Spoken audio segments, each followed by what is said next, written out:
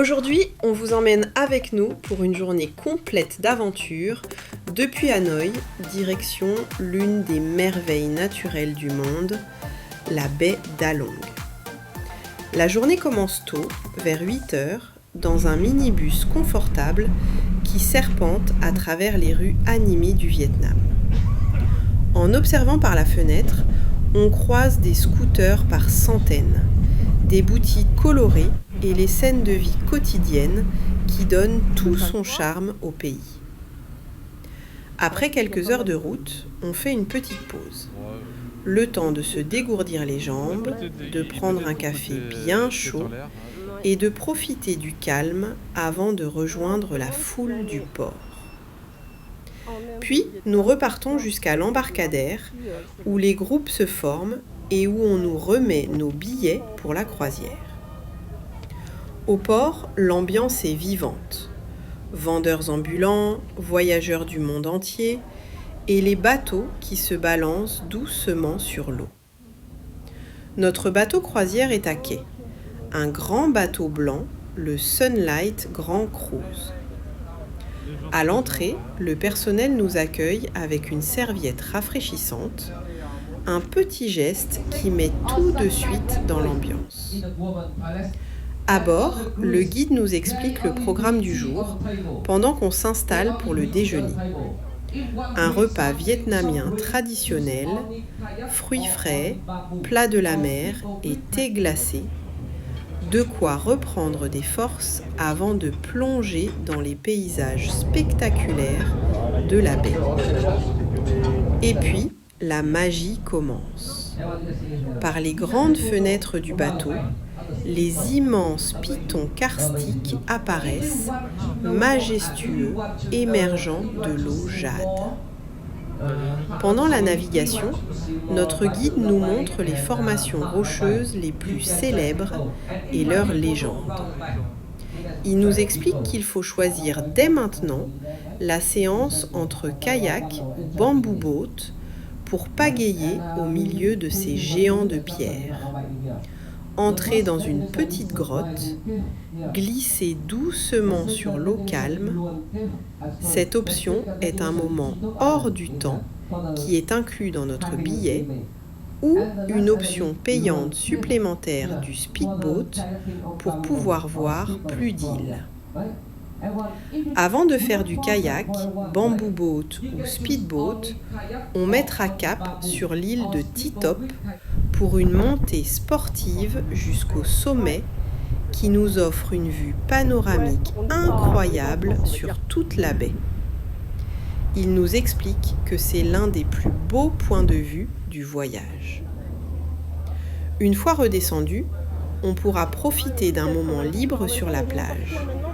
À nous de choisir baignade ou repos au soleil. Il dit que la journée se terminera par un thé vietnamien servi sur le bateau. Le thé sera servi au moment où le bateau quittera lentement la baie pour retourner au port. Après le déjeuner buffet à bord, avec ses plats vietnamiens, ses fruits de mer et une belle variété de mets locaux, on profite encore un peu du pont supérieur. Le ciel est bleu, les îlots karstiques semblent flotter sur l'eau turquoise. Franchement, le programme s'annonçait parfait. Mais dès la première visite, la réalité nous rattrape. Ambiance, tourisme de masse. À peine débarqué pour découvrir la célèbre grotte Sung Sot, on se retrouve au milieu d'une foule compacte. Des groupes entiers montent les escaliers en même temps. Guide au micro, perche à selfie et un flot continu de visiteurs. La grotte est magnifique, gigantesque, éclairée par des lumières colorées qui révèlent ses stalactites. Mais difficile de vraiment s'imprégner de l'endroit quand on avance au rythme d'un embouteillage humain. On grimpe les marches, on se faufile entre les groupes, on tente de faire une photo sans capturer 10 inconnus au passage. Bref, l'expérience reste impressionnante, mais on ressent fortement que c'est l'une des attractions les plus touristiques de la baie. En sortant de la grotte, la vue sur le petit port est splendide. Une baie entourée de falaises vertigineuses, des bateaux qui circulent et une promenade bordée d'arbres. Mais là encore, la plateforme d'observation est bondée. Tout le monde cherche sa petite place pour admirer le panorama. Ce contraste est frappant. La nature est sublime, presque irréelle, mais la fréquentation est énorme, surtout en pleine journée. Après la visite de la grotte, on remonte sur le bateau pour se diriger vers l'île de Titop, notre avant-dernière grande escale de la journée. Là encore, le paysage est splendide. L'eau turquoise, les montagnes karstiques, les dizaines de bateaux ancrés autour de nous. Sur le pont supérieur, c'est la carte postale parfaite. Jacuzzi, siège cosy, brise marine, nous sommes au paradis. Le bateau s'arrête et à peine les pieds posés sur le ponton, on voit tout de suite ce qui nous attend. La foule. Encore. Et pas une petite foule, une vraie marée humaine. Mais bon, on est là, alors on attaque les 450 marches qui mènent au sommet. Et honnêtement, monter, c'est déjà un sport. Surtout quand il faut se frayer un chemin, doubler les groupes, éviter les perches à selfie et gérer les pauses imprévues de ceux qui s'arrêtent tous les 2 mètres. C'est un peu comme une randonnée, mais version file d'attente. Et là-haut, franchement, on oublie presque tout le reste. La vue est incroyable. Les îlots à perte de vue. La lumière qui se reflète sur l'eau. Les bateaux minuscules. C'est exactement pour ça qu'on vient à Halong Bay. On reste un moment, on admire, on filme, on respire un grand coup. Puis, c'est déjà l'heure de redescendre. La descente est intense. Toujours beaucoup de monde, toujours des bouchons dans les escaliers et même 1 ou 2 arrêts forcés pour laisser passer des groupes entiers. Arrivé en bas, on découvre une plage bondée, littéralement remplie de gens venus se baigner, bronzer, prendre des photos, jouer dans l'eau. Impossible de trouver un coin tranquille. Mais l'ambiance est bonne, animée, vivante. Et puis, au milieu de tout ça, il y a eu nos moments à nous. Une salle de sport improvisée, posée comme ça, sur le sable, avec un banc développé couché, totalement artisanal. Évidemment, il fallait essayer. Quelques répétitions, un peu de bravoure, beaucoup de rire. C'était improbable, mais tellement drôle. Ensuite, on a couru sur le sable fin, joué au volley, rigolé ensemble, profité de l'instant malgré la foule et l'expérience pas toujours parfaite. Parce que c'est ça aussi le voyage. Parfois c'est chaotique, parfois c'est dépassé par le tourisme. Mais les bons moments, on se les crée. On remonte ensuite sur le bateau, un peu fatigué, un peu collant de sable, mais de bonne humeur.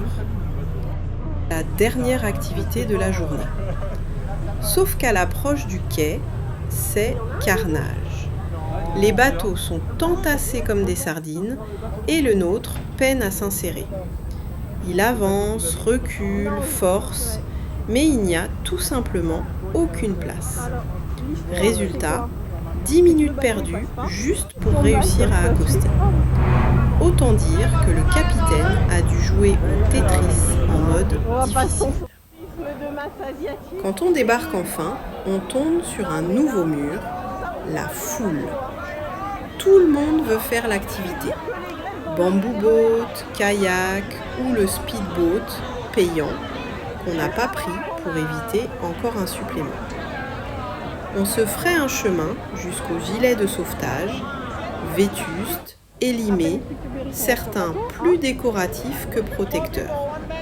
Mais bon, on prend ce qu'on nous donne. On avance et vient le moment de monter sur notre bamboo boat. Le problème, impossible de se placer côte à côte. Le bateau est tellement rempli qu'on nous répartit où il reste des trous. Ambiance place musicale. La barque démarre enfin et on s'engage dans une grotte. Et là, ça devient limite dangereux. Entre la foule de kayaks qui se croisent, des bateaux qui se frôlent et les passages étroits, notre bamboo boat finit carrément par heurter des kayakistes. Un gros bam contre la coque d'un kayak, puis un deuxième. Personne n'est tombé à l'eau heureusement, mais clairement, c'était pas rassurant. On rit jaune, mais on rit quand même. Heureusement, au milieu de ce chaos flottant, un groupe de Chinois commence à chanter des chants traditionnels. Et là, l'ambiance change complètement. Les voix résonnent dans la grotte contre les parois de pierre, presque comme un écho musical. Ça rend le moment magique et ça sauve totalement cette partie de l'excursion. Malgré les collisions, la foule, le désordre complet, on se laisse bercer par les chants et la beauté du décor. On glisse entre les falaises immenses, on observe le ballet improbable des kayaks et des barques, et finalement, on garde de cette expérience un souvenir à la fois chaotique et étonnamment touchant.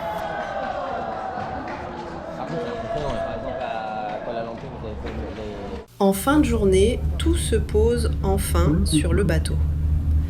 Le soleil se cache derrière les rochers, le ciel vire au violet et la baie d'Along devient une carte postale vivante. On s'installe sur le pont, ambiance détente totale. Le guide arrive avec du thé vietnamien et un vin de fruits rouges. Et là, choc gustatif. Le vin est âpre, agressif, presque un défi. Même un Beaujolais trop jeune ferait moins mal. Et moi, champion du jour, je pense que le thé est du vin blanc. Donc, je mélange les deux. Une gorgée, et je recrache tout par le nez.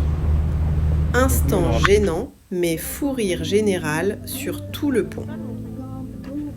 Pendant ce temps, la nuit tombe. Les bateaux s'illuminent, les falaises deviennent noires, les lumières se reflètent sur l'eau. Les gens discutent, grignotent, trinquent. L'ambiance est douce et presque magique. Et là, on réalise que malgré la foule, les galères et le côté tourisme de masse, on a vécu un vrai moment. Des paysages dingues, des situations absurdes, du stress, des erreurs, mais surtout des rires qui font tout oublier. Along, c'est pas parfait, mais c'est beau, c'est vivant, c'est mémorable. Et au final, c'est ça, un vrai souvenir de voyage.